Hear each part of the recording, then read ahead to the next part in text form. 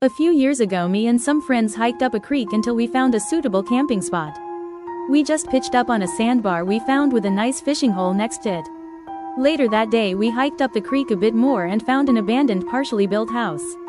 Pretty much just had the walls and roof up. There was a notice of permit violation on the door from several years before. Everything inside looked like it had been undisturbed for years. There was a few cans of PBR that had expired 2 years prior. The only way in or out was a primitive Forest Service road. We walked up the road for about an hour trying to find where it connected to a main road but couldn't find any evidence of civilization anywhere, so we headed back to the campsite. The next day we got completely obliterated and went back to the house. There was an old rusting car that was completely overgrown with brush. We had our fun destroying it, went through the abandoned house and kicked in the door to an old shed to explore it. It was a big drunken good time and we weren't hurting anything, as this place had clearly been abandoned and its natural deterioration was doing much more damage than we could hope to. The next day me and one of the guys hiked a ways farther up the creek to find some better fishing. This would be a good time to point out that I'm almost always armed when camping until the booze starts flowing. So we were up the creek from the campsite with the old house between us and any hope of escape. After finding a spot to drop our lines and sharing the silence and peacefulness that you have on the last day of a camping trip, we heard it. Gunshots. Okay, no big deal. We're out in the middle of nowhere, in NW, Washington. People shoot everywhere all the time. Then a dog. Close. So we get behind a tree and start staking out our path back. There was a big group of people at the house with a dog, and they were shooting rifles. They also appeared to be taking a close look at the busted up car that we had gone to town on. They had driven in, so they obviously knew the house was there previously. These were some quite authentic rednecks and there was literally no way to get help if something went down.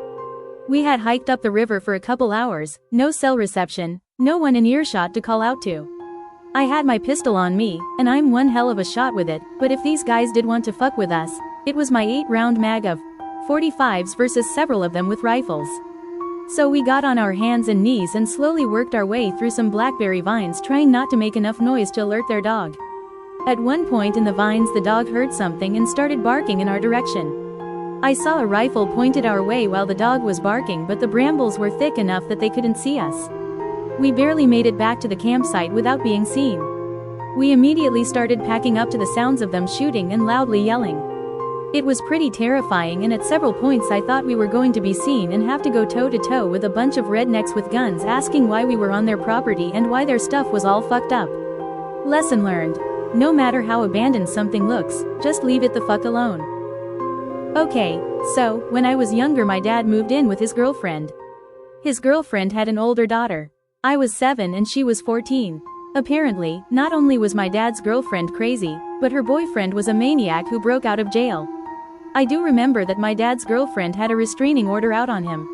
One day while skating around my dad's house and doing chores, I heard a sound on the door. I took my Walkman headphones off and didn't hear anything, so I shrugged it off and put them back on. While cleaning in a back room I started hearing a loud banging noise through my headphones. I took them off and I could hear a man banging on the door and screaming. He was saying, "Holly, let me in." Holly being his daughter. I was scared. I was 7, my dad was not at home and my dad's girlfriend was not home. It was just a 7-year-old girl and a 14-year-old girl. I was frantic and asked Holly what was going on. She kept yelling at the door, "Go away, Dad, you aren't supposed to be here." I looked at the door's window pane and saw this crazy-looking man rapping on the glass pane with a gun in his hands. Holly then ran to the basement. Apparently, her uncle Steve, who was a fireman, lived in the basement. He worked the night shift and was sleeping. He called 911 and yelled to the guy that he called the cops. He ran away after he heard Steve yelling at him. Apparently the police station was close and they caught him. He told the cops that he hid behind the trees in the front yard and waited for my dad and my dad's girlfriend to leave before making his move. He wanted to kidnap Holly and me.